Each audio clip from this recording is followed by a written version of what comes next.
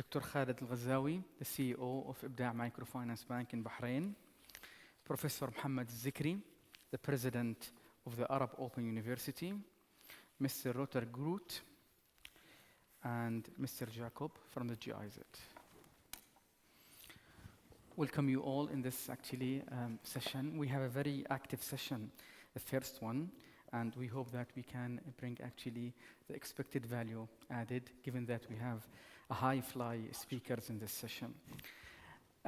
With a broken geopolitical landscape in the Middle East and North Africa, the challenges are getting high, and the problems of the poor are increased, especially recently, for those who are vulnerable, low-income youth, women, and refugees. For example, the unemployment rate among the youth has increased to more than 40% in the Middle East and North Africa, up from 28% in the last few years. We have more than 13.1 million refugees in Syria who need the support, and 5.5 million outside Syria. So those people actually are in need, and supporting them is a moral stand by the international community. We are here we have a guest speakers, and actually would like to highlight what kind of support those people are needing.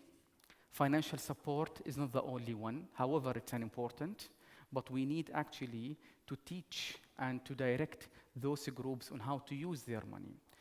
I myself did a research last year about 8,000 micro enterprises. Only 12% were succeeded to expand their projects to provide jobs for others, when the remaining 92% were not successful, although they have the access to finance. So it's not about accessing finance, it's about how we can use this finance. And here we come to the topic of our session about financial inclusions and how we can invest these efforts to direct, to steer the people towards effectively use the money to create a long life change. We will have 5 successful gentlemen who are coming from different organizations. They will be talking about their stories, their experience, and the main value added, how we can learn from these experiences, how we can bring the benefits from their regions to the other regions in the world. We'll start by introducing Dr. Khaled Algazawi. Dr. Khaled Algazawi, he is the CEO of IBDAع Microfinance Bank in Bahrain. He is a member of board in different AGFUND banks in Syria, Jordan, Mauritania, and Sierra Leone. He has a very, very rich experience in microfinance, and he was a resident advisor for IBDAع Microfinance in Lebanon. Welcome you, sir, in this session. Thank you, sir. I'm excited also to introduce Professor Mohammed Alzakri. By the way, I am assistant professor at the Arab Open University, and he's the president of the university. So it's a bit exciting moment to introduce Professor Mohammed Alzakri. He's a president of the Arab Open University, and for those who don't know the Arab Open University, it is based in Kuwait and has 9 branches in different countries.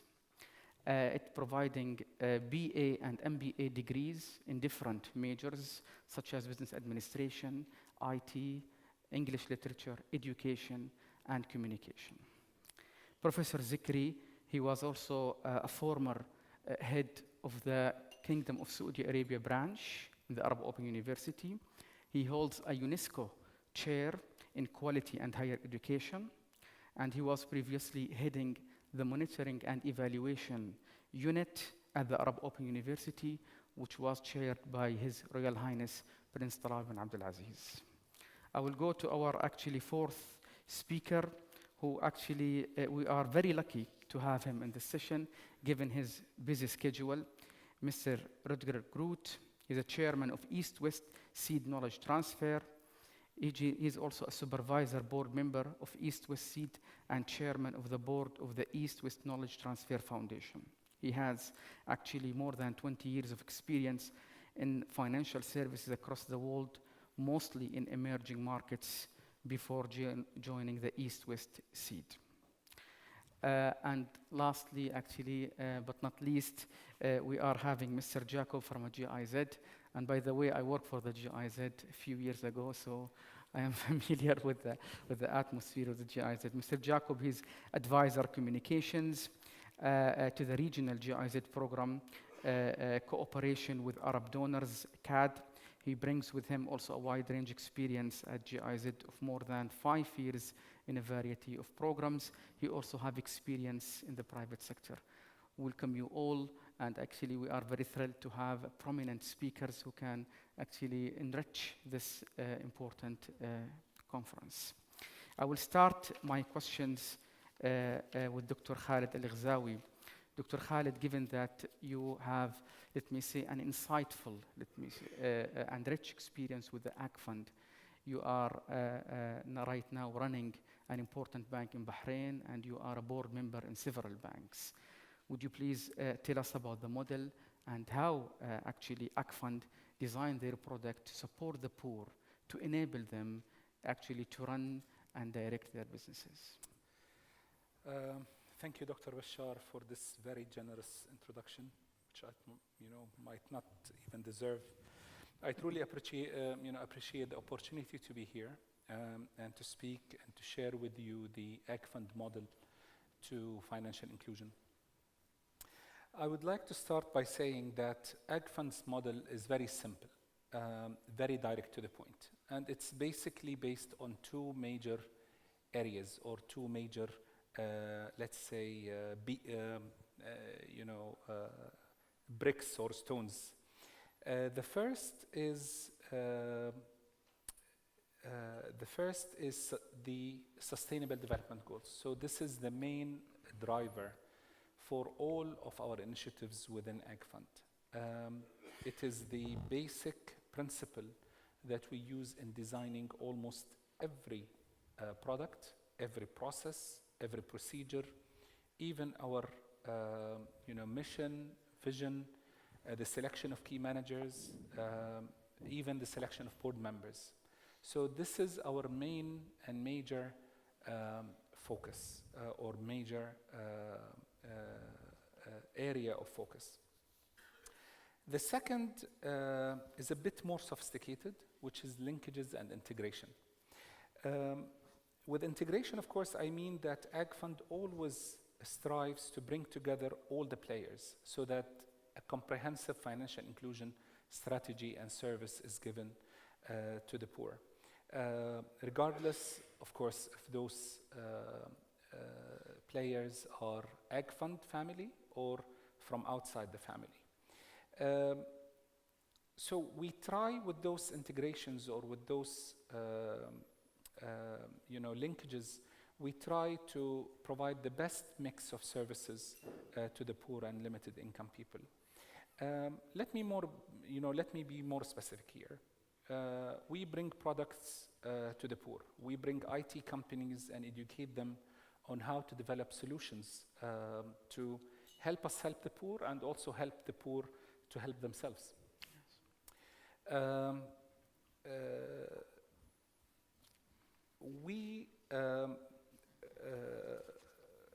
We bring our own Arab Open University, which is also one of AGFUND's initiatives, to deliver capacity building programs to the clients, but also to graduate the next generation of leaders for the microfinance banks and institutions that we manage.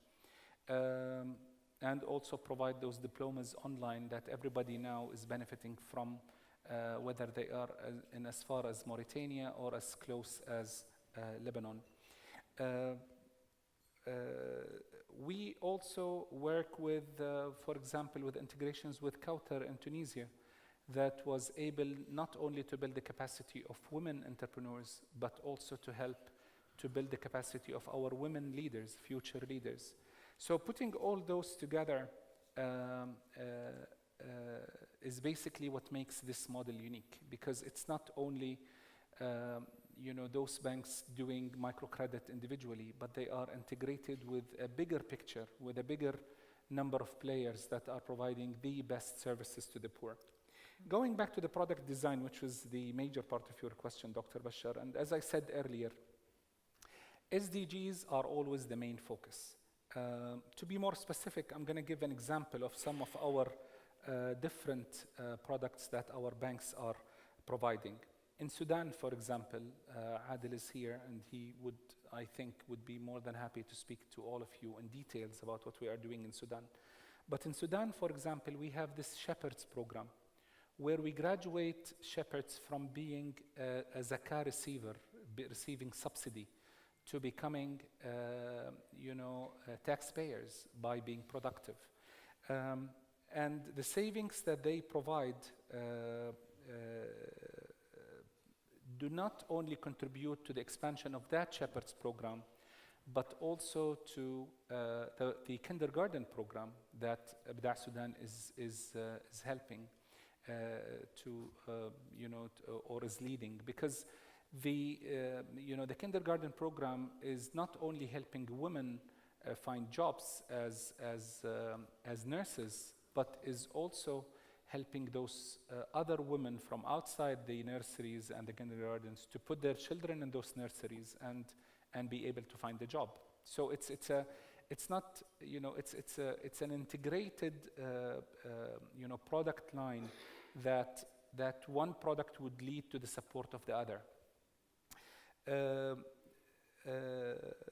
The savings of those women are used to support the gum producers or the gum collectors program, where we give loans to the Arabic gum collectors during a certain season, so that we enable them to store that big quantity of gum and sell it off season when the prices are much higher and create more benefits. So this is, for example, the integration and the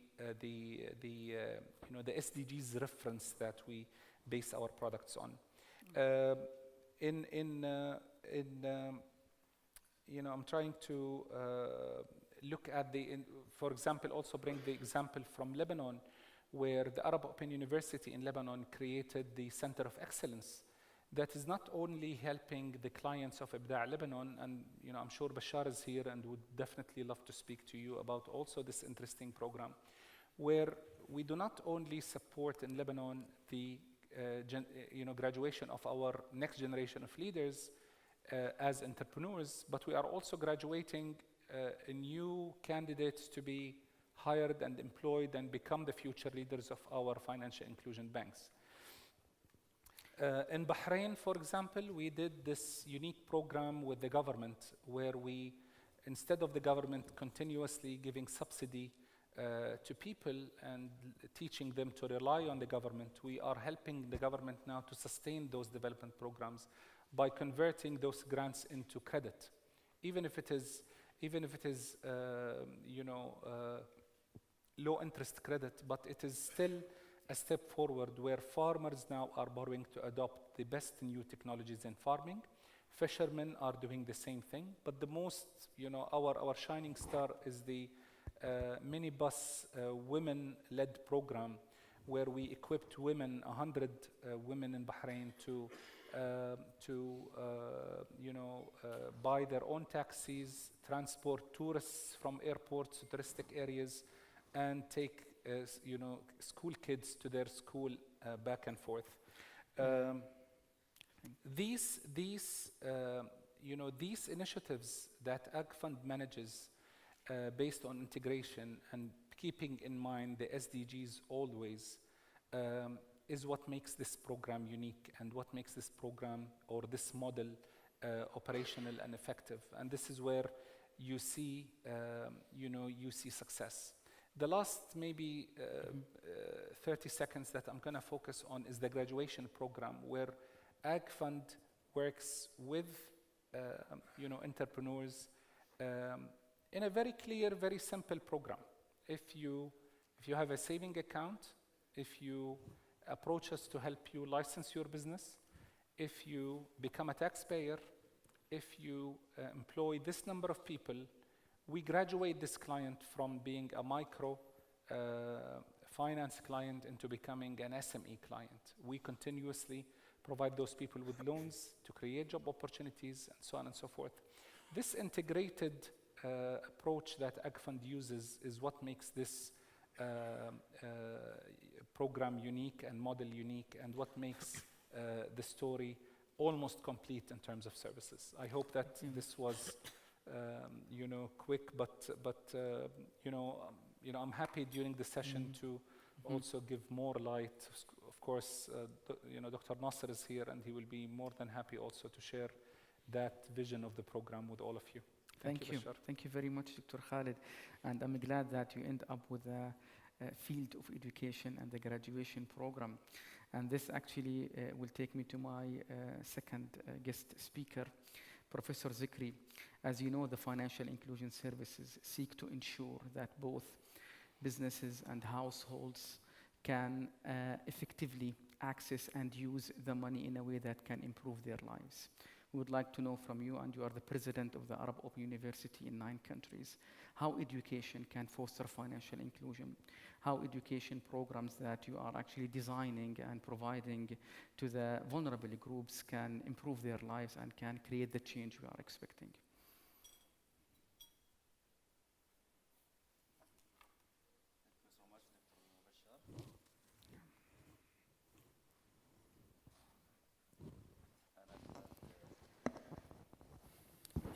I'm glad to be here to talk about the Arab Open University. I was planning to speak in Arabic because there is a feeling when I speak about the Arab Open University, and the feeling does not be clear unless I speak in Arabic. But I was told that there is no translation from Arabic to English. So I will speak in English, but the feeling will not be appear. I will start with 3 stories.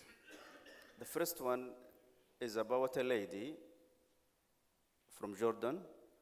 Her age is around 55, 56, and she was working as a servant in an elementary school in Jordan.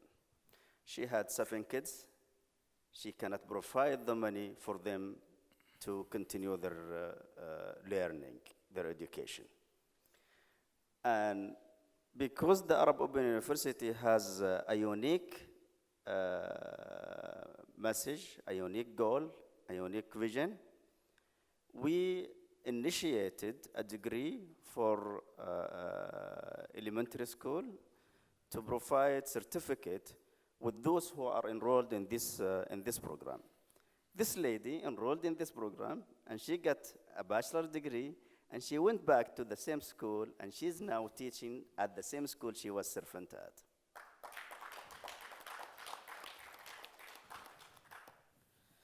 The second story is about a young man whose name is Ahmed. He's deaf. He cannot hear. And as you know, the World Health Organization says that there is around 360 million people who are deaf in the world, and 80% of them are in the developed country. In the Arab region, there is no university offer a bachelor degree for those people, and they stopped their education at the level of secondary education. And because of the vision of the university, we thought about those people, and we initiated a program for deaf students. Ahmed was one who graduated from this program, and now he is continuing his PhD in the United States.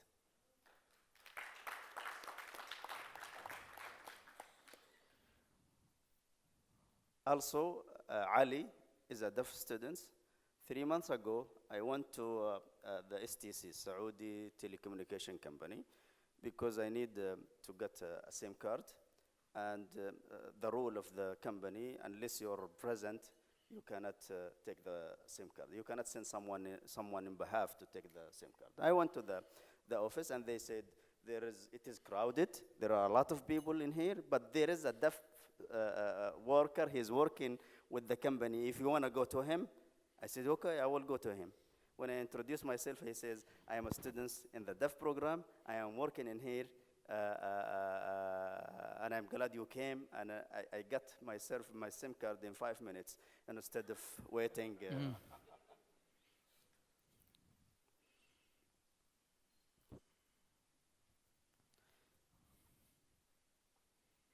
Actually, the Arab Open University was initiated as an idea by Prince Talal bin Abdul Aziz in 1969.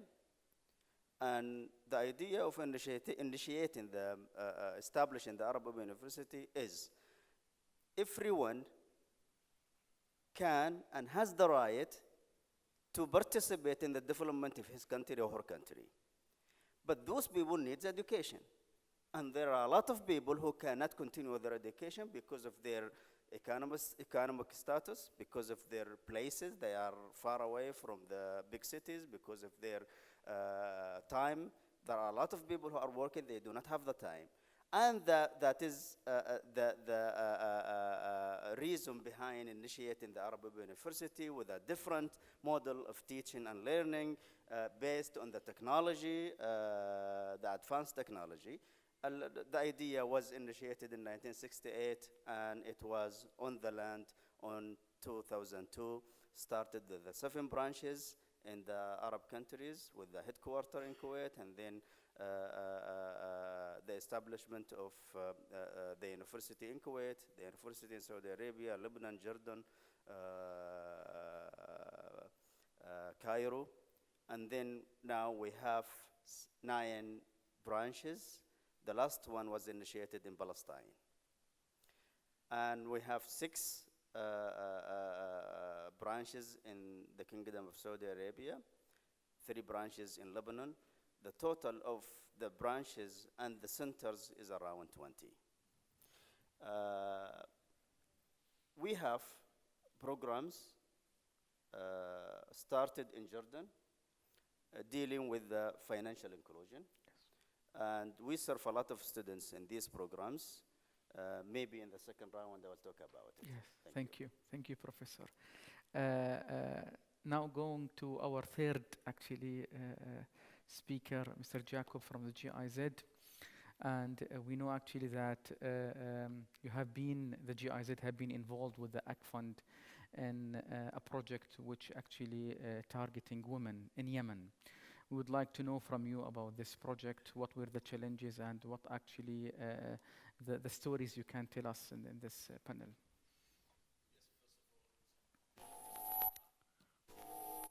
Me? So first of all, thank you also for giving me the floor, Bashar, and giving me the opportunity to talk a little bit about it. Just to give you a very, very brief overview of our program cooperation with Arab donors. It's a triangular cooperation. The item has been mentioned before. So on the one hand, we do have actors from the Gulf states who support us, who we have partnerships with. And on the other hand, we do have implementing partners on site in the countries we work in.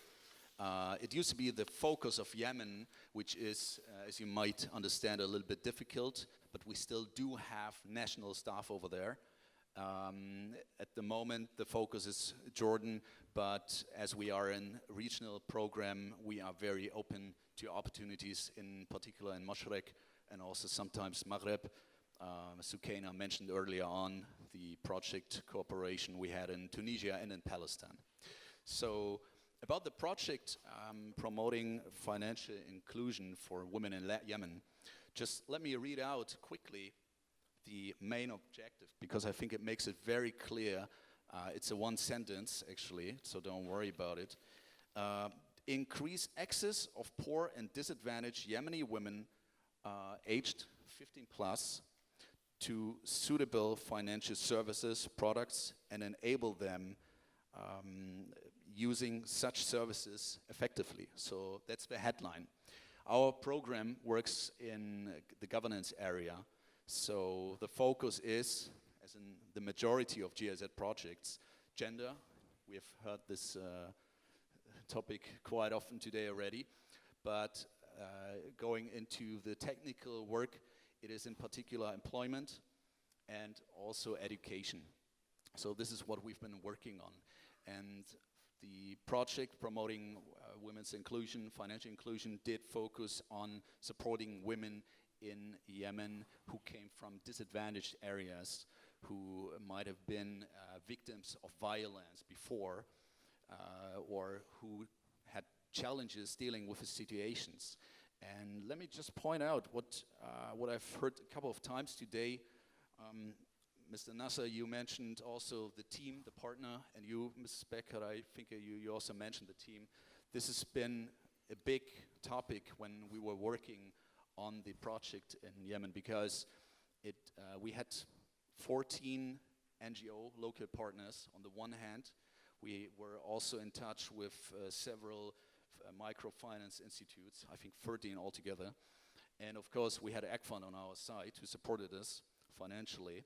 So just to give you an overview of the numbers altogether, which is also for GIZ a very big topic, a very big project, because usually we have more than thousands project worldwide. But in this project we had 4,600 women, roughly, who were supported, educated, and, well, let's say developed to receive training in different subjects. So this is how we started, yes. And to point out also the success, and, well, Mr. Nasser, I suppose this is why we've been invited here. This is actually the third phase that we just finished of this project. And don't forget, we still have a war going on in Yemen. So basically this project has been developed starting in 2008 or 9, and then going and developing and basically creating new points, elements in this project, yes. So what we started with was educating women in life skills, yes, starting with the basics, starting with how to socially negotiate, how to communicate. We also had vocational training, so we defined in advance, we did define areas or sectors in which the women could be working and which would be necessary or important for the area of Yemen. For instance, sewing was one case, hairdressing, but also IT. We also had the digitalization topic before a little bit. So we had roughly saying 1,300 women trained in vocational training, to give you some numbers, 1,200 women in business development, and also another topic, another challenge that we had, women in particular, due to the situation, they were not able to get access to bank accounts, for instance. We're talking about finance services, of course, which is the headline of the project. So, of course, we tried to support them getting the access, which meant that we had roughly 800 women getting ID cards at one point, who applied for ID cards and thus were able to at all deal with finance services, to learn about it, etc., etc. Altogether, I mentioned that we work with 14 local partners, which is very important. I might get to that a little bit in more detail further on.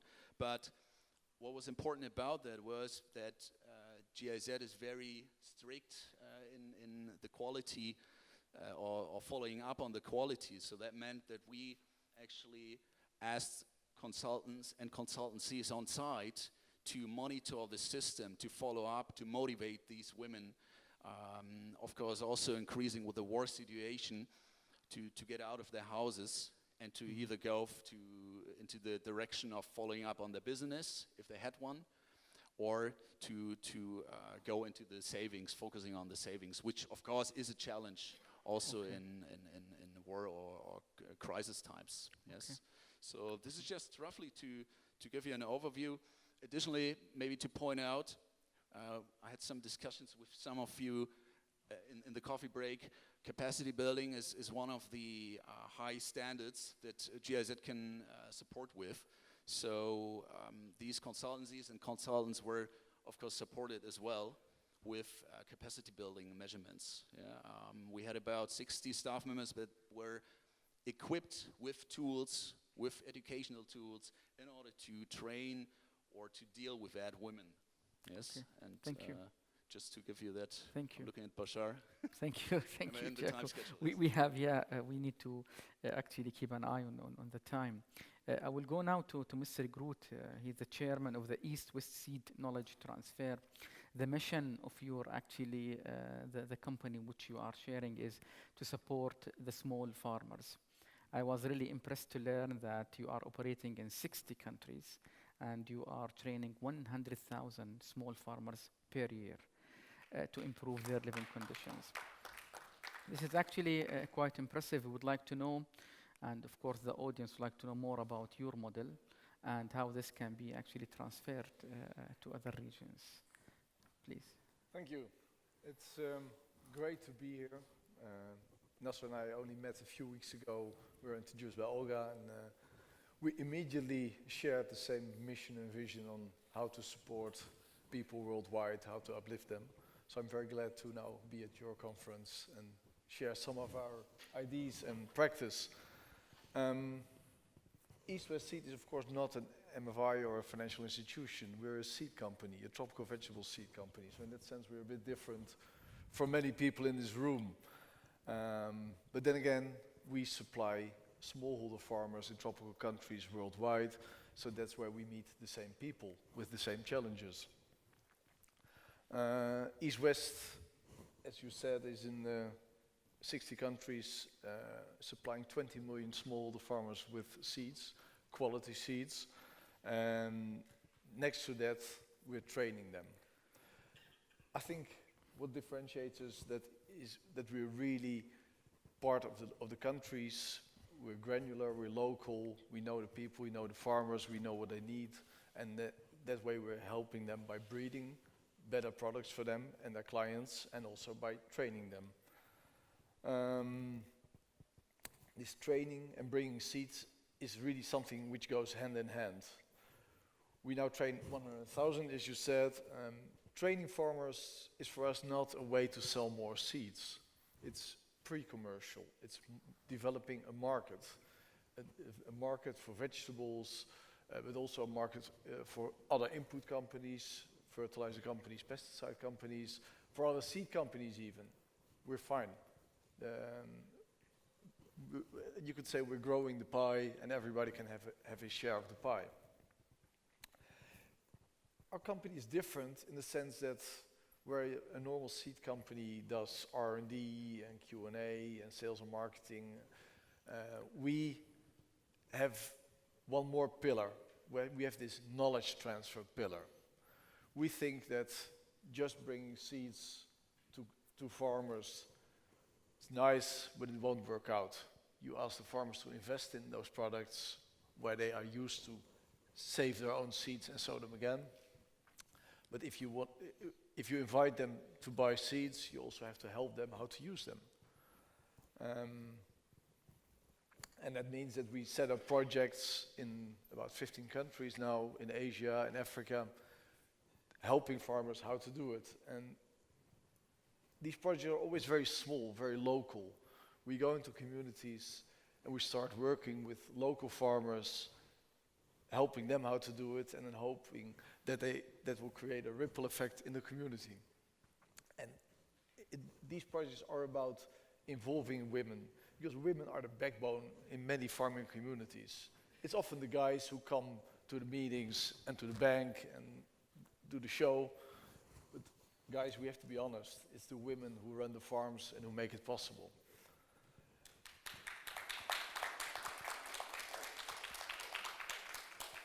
The other challenge there is keeping the youth in the rural areas.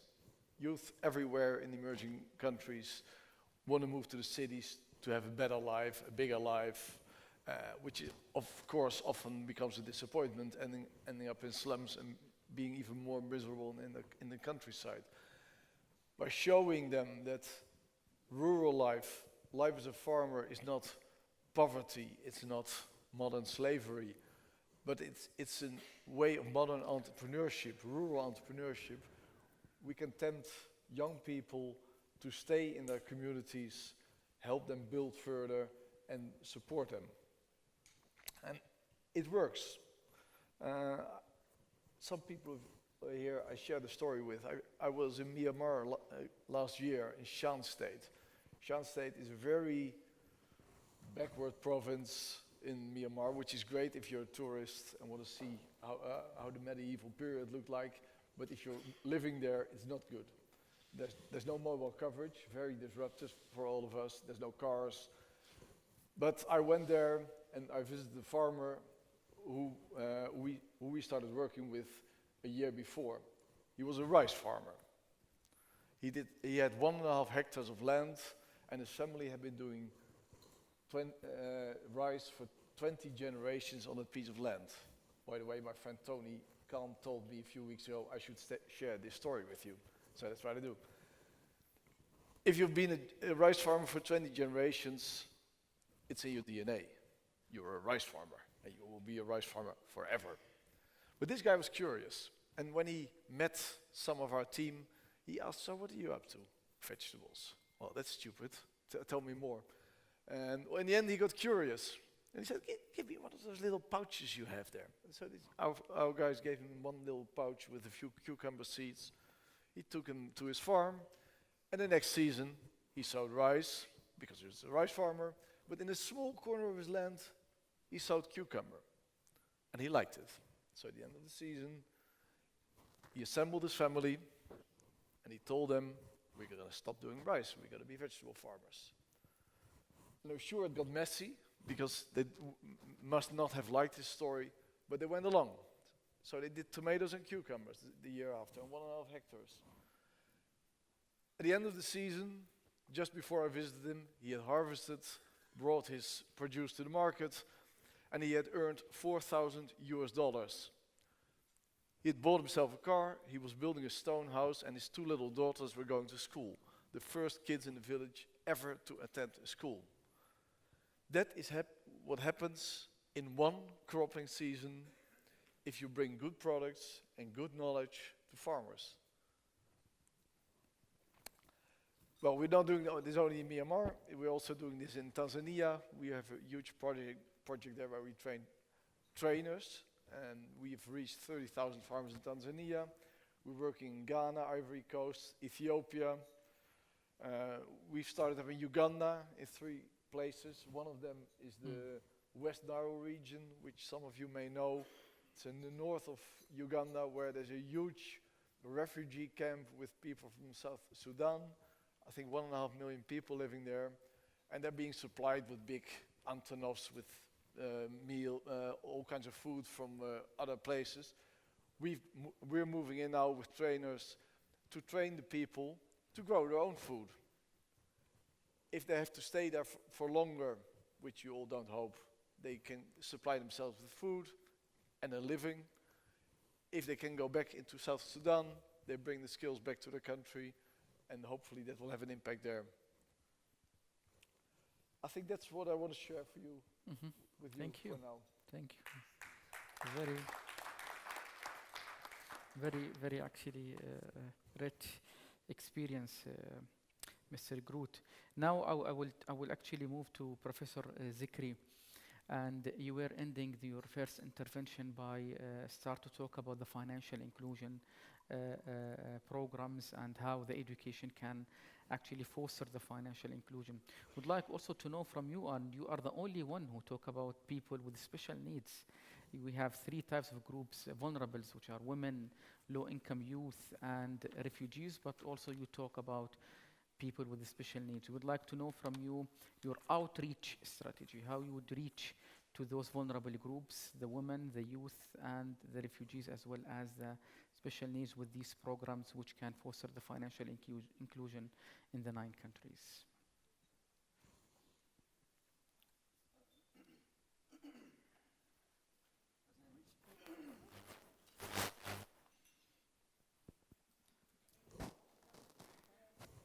Yes.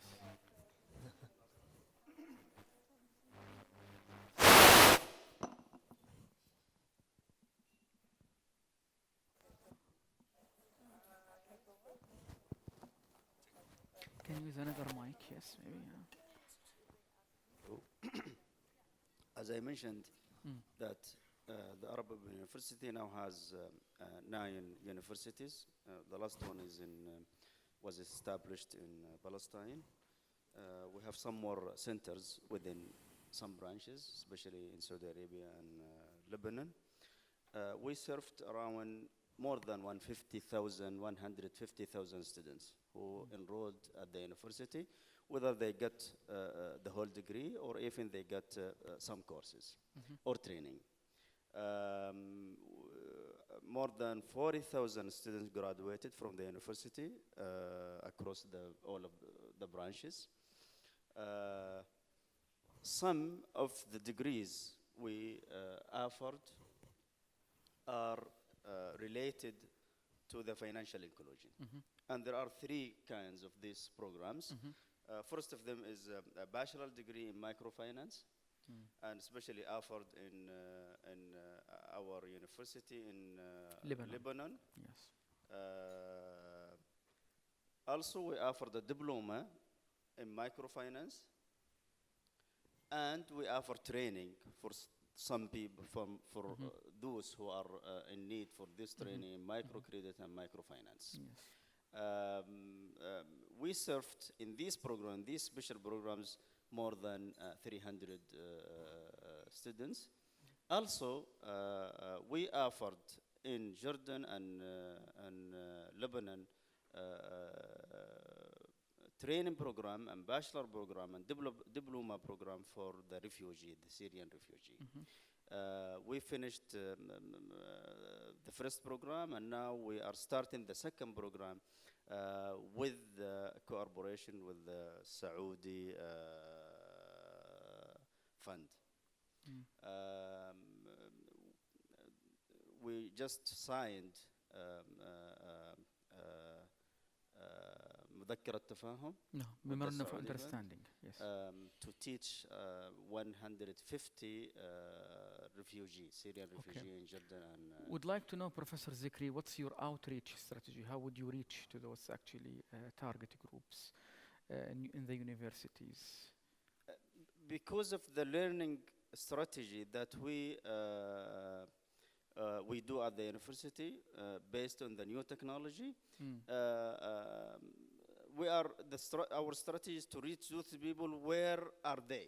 Okay, excellent. Using the technology.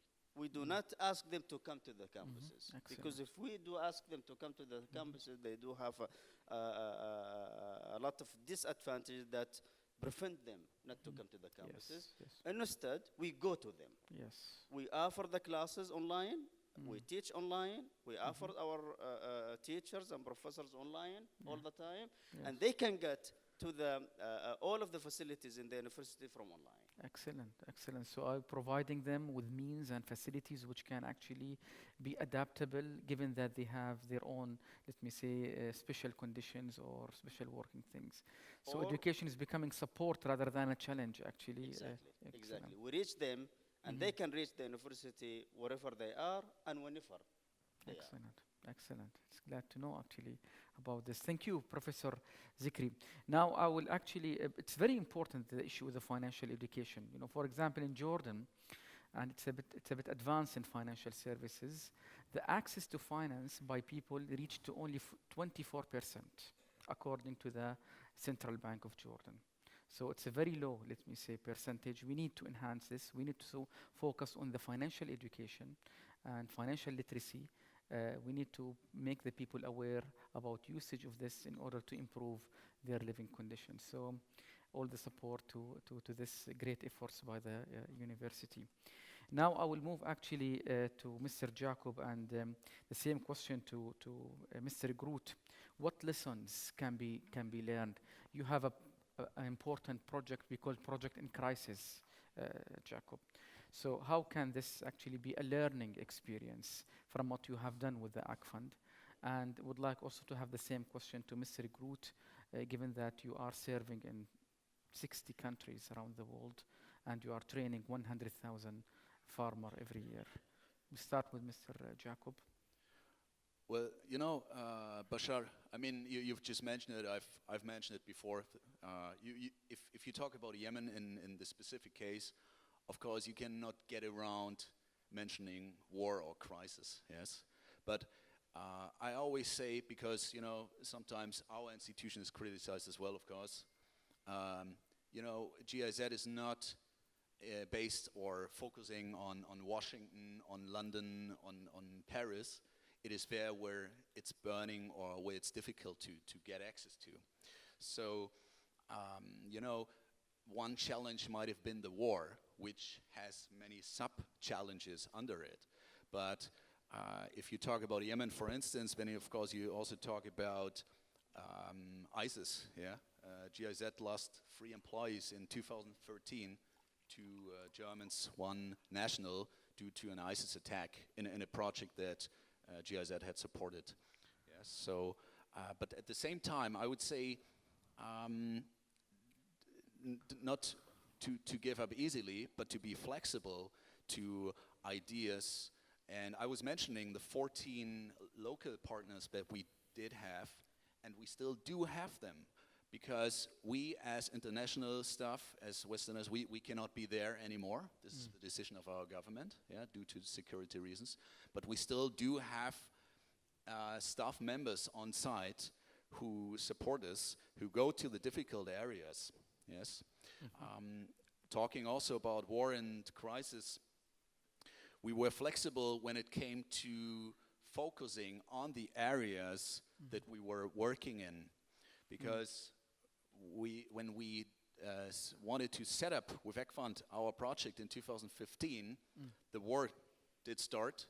So we had pointed out, I think, seven areas which we wanted to work in, and we had to be flexible and decided to withdraw from some areas and focus on other areas, or reduce the areas. Yes. Yes. So, but to be in, you know, the focus is of course the women. They have the challenges of maybe even open the door within this crisis in particular. So you need to find a way to motivate them, to be in touch with them, which is not always easy. Yes. Yes. Yeah. So this is, I think, what we need to be flexible for or open to when it comes to challenges. And at the same time, lesson learned is, of course, always for me, be flexible to the situation, and also to how you implement the project. Yeah. Yes. So this is what I would say is one of the lesson learned. The other lesson learned, now I'm getting back to the word basics. You need basic tools, on the one hand, for the participants of this project in this case, but of course also for those. I was just praising the NGO local partners who are doing great work still there under difficult situations. So you need to support them. I was mentioning we had 60 staff members of our NGOs partners on consultancies backed up with specific knowledge before they could implement. Yes. So, and also I was mentioning before, and I would get back to that, for GIZ it's always important to have regular reporting. So this is of course not always easy. Yes. If I tell you now, okay, 60, 70, 80% of the women have successfully implemented their business, we're not talking about big institutions, we're talking about a sewing machine, a shop or whatever, then we need to have reliable numbers, because we cannot always follow up on that. Yes. One of the philosophies, if you get to the GIZ website, is sustainability. You will always hear that, and we're proud of that. Yes. But if we are honest with ourselves, we cannot always follow up on that 100%, of course. Okay. Because we are relying on numbers, and so that to have the proof of the situation. But at the same time, I would always motivate also the actors here to go for it and to be flexible on situations. Besides the budget, I know there are many finance experts here. Yes, who also look at the numbers. So this is it from my side. I just wanted to say, if you are more interested in specific numbers, details, how many women, how many in that sector, don't hesitate to get in touch with me bilaterally. We have a report which we can provide you with, which shows all the figures, etc. later on. Thank you, Jakob. Mr. Groot, what would be the learning experience and the challenges? We were just discussing before this session. It's not just important to talk about how we were succeeded, but we need to know what challenges we faced, what experience we can share with others. This is a learning process, and your organization can be a model of learning organizations that you can tell actually about it further. I know the time is not enough to tell about this, but maybe if we can hear in a few minutes about what kind of learning experience. Yeah, well, of course, we are a teaching organization. We teach farmers better farmer skills, but we also try to be a learning organization all the time, because I'll be having a team meeting in a few weeks from now, and everybody will come in, and they all want to share the success stories. And they're great to hear. But the real impact is in sharing your lessons learned. Where did things go wrong? How can we improve? How can we prevent it from happening again? I think those stories should be shared as well.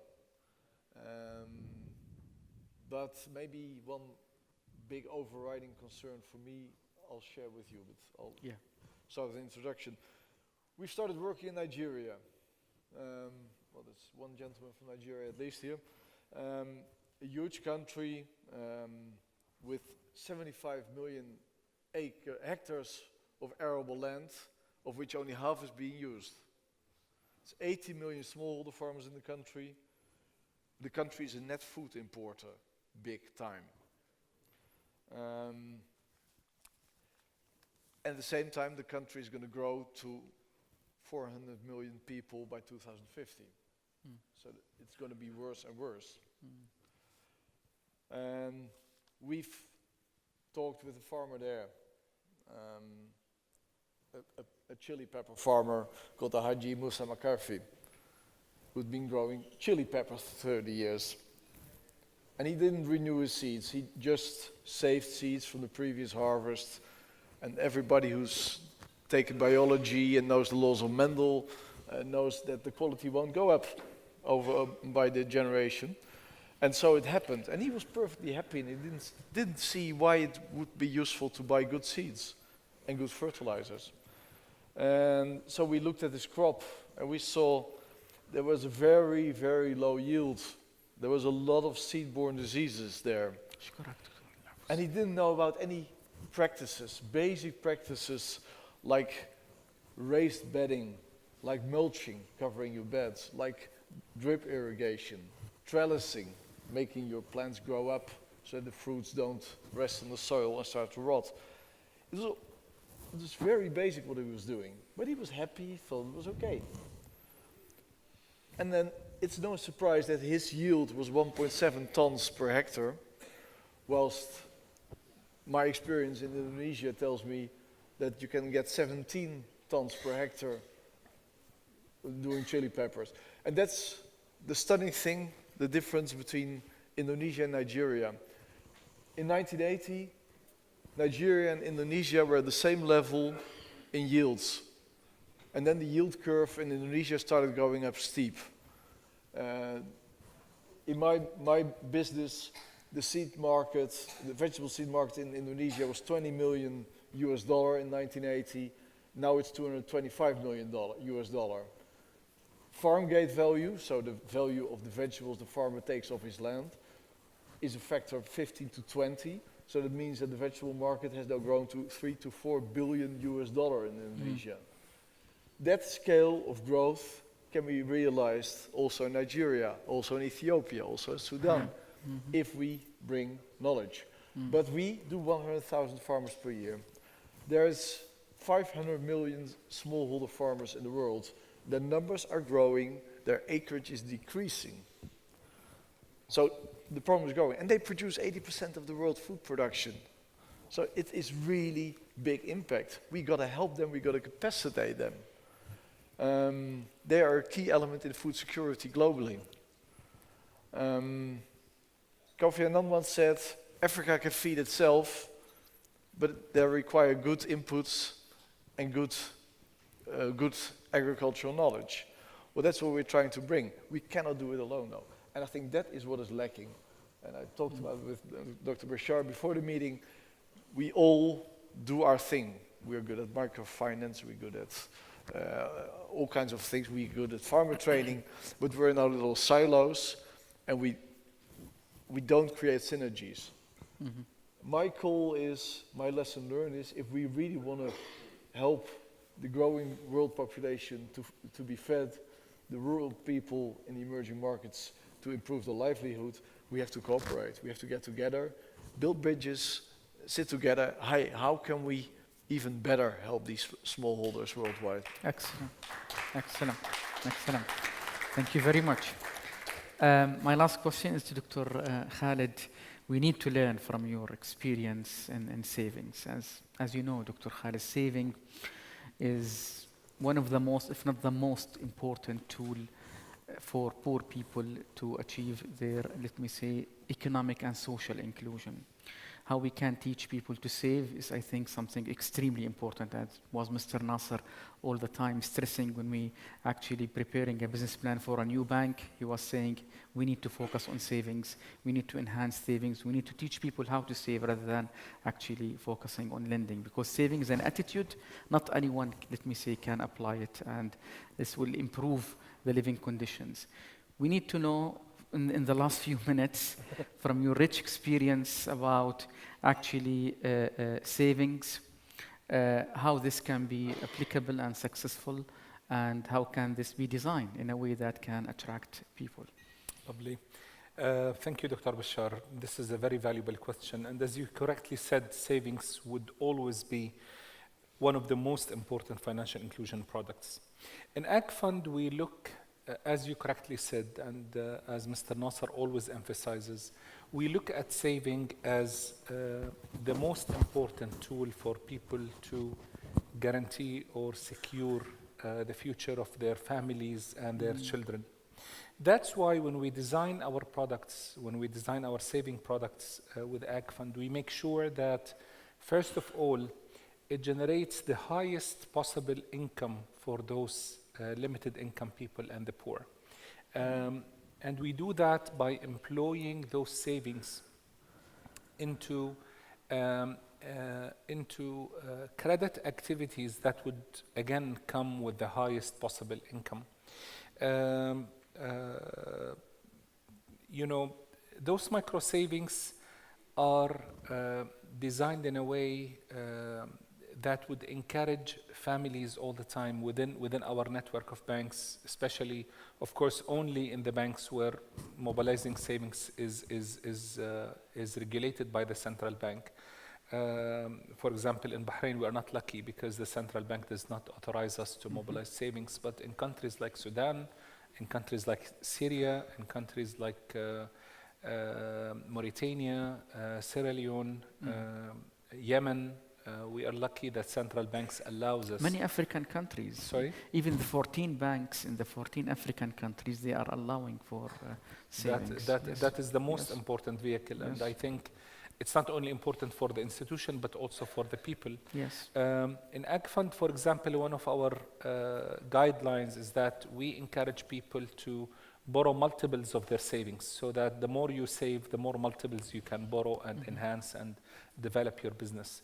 We make sure that you generate the best possible income so that you can spend, especially if those savings are made for children, if those savings are made for children's education, if those savings are made by women-headed families, if those savings are made by poor farmers, poor cattle, care providers. If those savings are made by the most fragile segments of the community, we try to guarantee the best possible income for those people. Again, by employing those savings into products. If Adil was here, again, he would speak a lot about employing savings into the products that generate the highest possible income in a way that no bank can dream of even giving those benefits to the borrowers or to the people that save. The criteria for AGFUND is nothing. Again, anybody who has the ability to borrow, start a business, improve their business, can also save. So we welcome everyone. But again, more attention is given to the most fragile parts of the community, and those are the ones that receive the best possible incentives. In some countries, we occasionally employ compulsory saving to start with. Like in Syria, for example, when we wanted to kick off savings and encourage people to save. Again, sometimes the people themselves do not trust banks. They do not trust organizations like microfinance institutions. So in order to help those people start realizing benefits, we go into compulsory savings and we say, listen, 10% of your loan has to be saved, and we give them benefits for those savings so that they can realize those benefits. Now I can assure you, if Abdullah would speak, he would tell you how many people are voluntarily saving. In his last report, savings has quadrupled, imagine, because of educating clients on how to save and the importance of saving. Saving programs, again, have to be for the poor, for our banks, and this is where how we design them. They have to be very flexible. They have to have no minimum amount for saving. So even if you have 50 cents, you can come in and deposit those 50 cents. They have to have the highest earning possible. Very quick processing, which is very important. People who save, those fragile and low-income people are encouraged by doing it very quickly. In many countries in Africa where I saw savings can be as quick as going into a grocery shop, giving the cashier the money, and in 2 seconds they are in your mobile. And you can move that money wherever you want.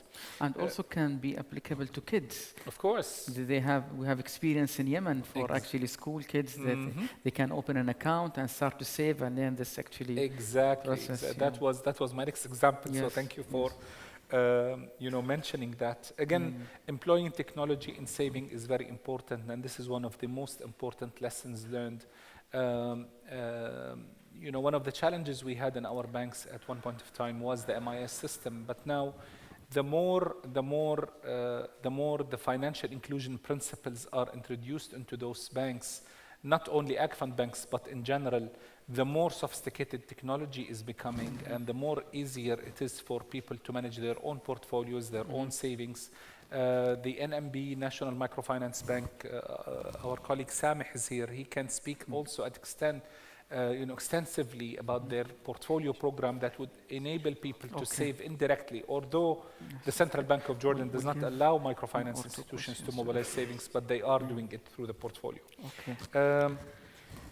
In Africa, I would say, again, sorry, in 30 seconds, in Africa, the potentials of saving is very high. Yes. And this is where the focus needs to be. And again, we are lucky to be part of this initiative, AGFUND initiative, where we are now, again, as we were discussing in the break, we are not going into the comfort zone. We are going into the tough zone, but it's basically to help people to realize the benefits of financial inclusion, enable them to save, enable them to borrow, to provide for their families and for their kids and their children so that they can grow.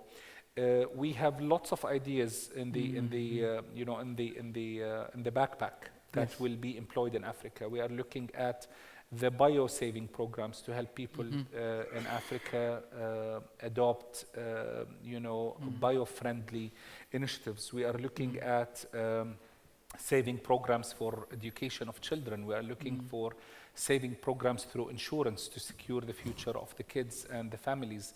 There are lots of ideas that we are employing now, and also thanks to the cooperation that AGFUND has initiated recently with the Swiss, we are looking at saving through insurance now, which is one of the hot topics that we are looking at right now, and we hope that this will be introduced not only in Jordan, where the pilot will be, but also in other countries, and I'll be more than happy Yes. also to explore, Yes, explore it's that in excellent. Bahrain. It's excellent to know that if the regulations do not allow you to save, we can have indirect methods. Exactly. What the AGFUND and AGFUND are doing right now will be implementing the first pilot project about saving through insurance, and this is actually indirect way of enhancing the service, the savings, and also it's very impressive to know that the saving culture in Africa is very strong. I was coming across some MFIs where the percentage of savings to the lending is around 140 or 160%, which is actually quite high.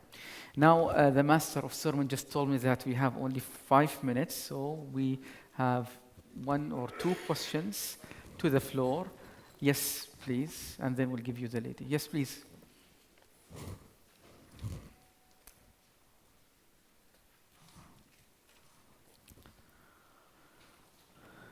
Yeah, the gentleman here.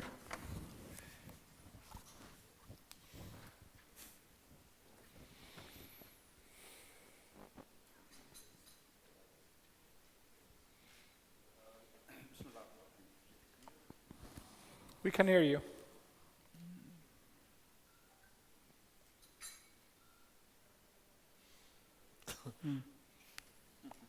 Another mic. Do not waste the time of just looking for mic.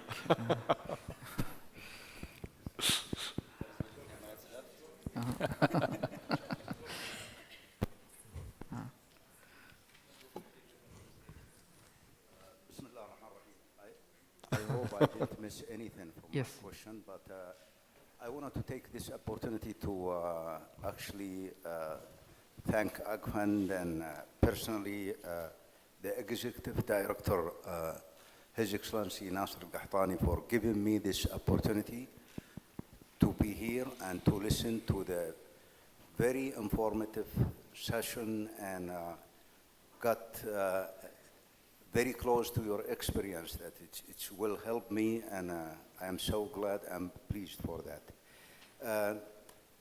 And to be with the brilliant audiences here also. My question, I know the Arab Open University, it's, is it clear, the voice? It started as a brilliant initiative from His Royal Highness Prince Talal to reach out and serve the one under the special conditions, like His Excellency the President mentioned the remote area, the poor people, with different ages, and I am so happy to know that it's really fulfilling the objectives and the goals that come under the umbrella of the vision of the Arab Open University itself, and to be expanded to reach out many Arab countries, either as branches or as a central branch.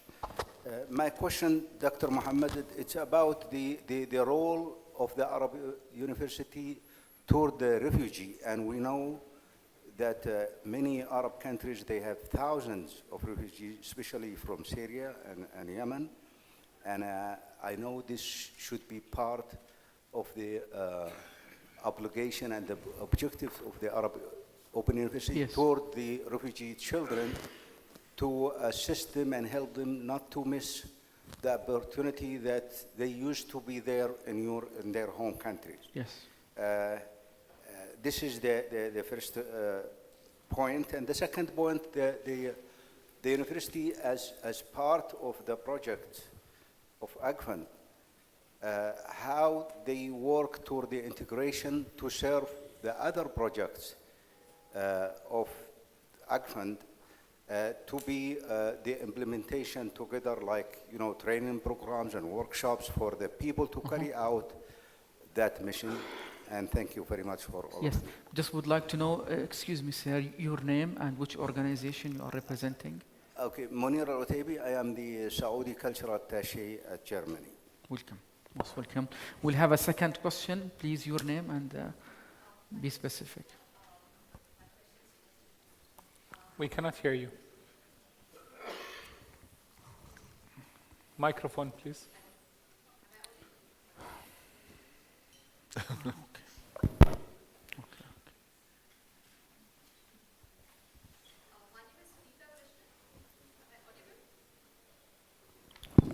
Yeah. Sunita Krishnan from India. My question is to Mr. Groot. You spoke about giving seeds. I would like to understand what is the kind of efforts that your company takes to promote indigenous seeds and to ensure that the biodiversity of that particular region is respected. And is there any effort that you do in terms of creating seed banks of indigenous seeds? I don't know how that makes business sense, but just like to understand how much you encourage the biodiversity of the particular region to be sustained. Okay. The final question, I will be gender biased, so to the lady behind. Just final question.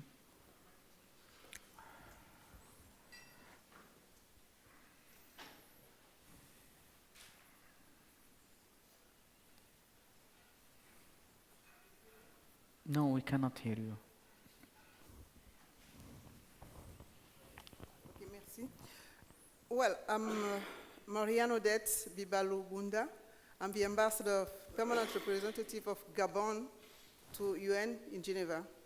I couldn't speak during the first session, but I'm sorry, so I have to say some words before leaving. So it's my honor to attend this important event. In this regard, I would like to thank His Royal Highness, as well as Mr. Nasser Al-Khatani, Executive Director of AGFUND, Dr. Sidi Ta, Director General of BADEA, and all the organizers of this important event for the invitation extended to my mission. We deeply appreciate the partnership between AGFUND with Switzerland. To be short, I try to be short, I would like to stress the fact that the SDG 1, namely ending poverty in all its forms, everywhere, is a very critical issue, as it has been mentioned here. Indeed, this is one of those main goals which couldn't be achieved during the MDGs program and has been taken to SDGs program. It's a cornerstone for our sub-region development. I mean, I said I'm from Gabon, so Central African region, yeah. It deals with the great importance of not letting nobody behind. In this sense, Gabon, my country, one of the Central African countries, we deeply appreciate the concrete action carried out by AGFUND during so long time. It has been said here since 1980, even before MDGs and SDGs programs. Of course, the Central African Economic and Monetary Community, CEMAC, we have 6 countries, I named them. It's Cameroon, Central African Republic, Congo Republic, Chad, Equatorial Guinea, and Gabon. We welcome the creation of 14 banks in Western and Central Africa, as well as the cooperation we have with BADA and between BADA and BDEAC. Badia, yes. Voilà. We would like... Thank you so much. Yes. I couldn't leave this Thank you. without thanking you. Yes, Okay. thank you, thank you. Thank you so much for this, actually. Now, in just 3 minutes, Professor Zakri and Mr. Groot, if you can answer the 2 questions. Dr. Munir Al-Ataibi, thank you so much. And Dr. Munir Al-Ataibi was working with the university in Riyadh. He was the vice rector of the Arab Open University in Saudi Arabia. And he has a lot of feeling about with the university. Thank you so much. Actually, when this problem happened in Syria, the university started to think about them. with the help of AGFUND, especially Ustad Nasser Al-Qahtani, the university with AGFUND established a program for those refugees. And this program served more than 400 refugees in terms of bachelor, diploma, and training. And now we started another program with the help of AGFUND, who introduced us to the Saudi Fund for Development, and they granted to teach 150 Syrian refugees in Jordan and Lebanon. And they said, whenever you finished, if you finish this program for the 150, whether in the diploma or the bachelor degree, we will go another fund, inshallah ta'ala. Okay, thank you. Mr. Groot? I have my microphone. If it still works. Yes, it works. Okay, thank you for your question, Sunita. It's a very good question, actually. Of course, there's a concern that seed companies only bring uniform varieties, GMO, etc., into countries, and that the local varieties, the indigenous varieties, will go lost and will disappear. That story, though, is more about field crops than about vegetables. Vegetables are very local, climate-wise, but also taste and culture-wise. So you cannot just come in with a pumpkin from Minnesota and try selling it in Ethiopia. It won't work. Apart from that, when we come into a country, most of the time we don't have any real local material yet. So what we start doing is collecting local seeds of local varieties. In East Africa, for example, you see a lot of sukumaviki, which is a leafy vegetable which is consumed a lot. It's all farmer-saved seeds. That means that every farmer grows his own sukumaviki. They grow their own seeds. Then all the varieties are different. So in one village, you have 20 types of sukumaviki, which are small and big and green and yellow, etc. And what we do is getting good varieties which are relatively disease-resistant, drought-resistant, and we start growing a consistent variety of the local crops. That brings so much value to the farmers already. We don't do anything new, we use the local stuff, but farmers get a produce which they can fetch much higher price in the market for. What we also see is that local traders start pushing farmers, stop doing this farmer-saved seed shit, go to the shop and buy decent seeds, because you get the double price for your produce, but still the local products. Okay, your question about seed banks, very relevant as well. To have genetic material available and to keep it for generations to come, to delve into. We see new diseases and new challenges like global heating, drought, etc. coming up. These seed banks are essential because there is a huge treasure of seeds, of genetics, which we didn't expect to be useful, but which could prove to be useful in certain circumstances. So it's not only about nostalgia, it's also very much about feeding the country and about business. So these seed banks actually are being supported by us. We support a seed bank in Indonesia just a few weeks ago to set up. And what we see in Africa is there is thousands of local varieties, and the Wageningen University, you probably heard of them, the Dutch Agriculture University, developed a huge database of all indigenous varieties in Africa. It's called Prota. You can find it on the internet. You can even search it, I think. It's interesting to have a look at.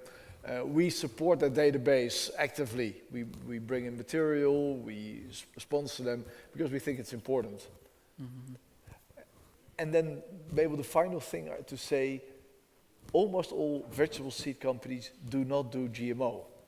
People don't like eating GMO, and at the same time, vegetable varieties are all so small and so local that it just is business-wise, it doesn't make a point to start using the very expensive GMO technology on vegetables. Mm-hmm. Wheat in the Midwest, soy in Mato Grosso in Brazil, that's GMO. Mm. Vegetables, no way. Okay, thank you. Professor Zikri, you have a few words? I just forgot to mention that also KFAS in Kuwait, which is for science and technology, it's a fund for science and technology, they supported one of the program for the Syrian refugee in Lebanon through the Arab Open University. Okay, and, thank you. and I should mention that because that program was fully supported by them. Thank you very much. By this, actually, we end our session. Thank you very much to our great, actually, panelists and speakers for this rich experience. And I hope maybe I think many questions will come through the lunch break or the coffee break. Thank you very much for you all for this. Thank you.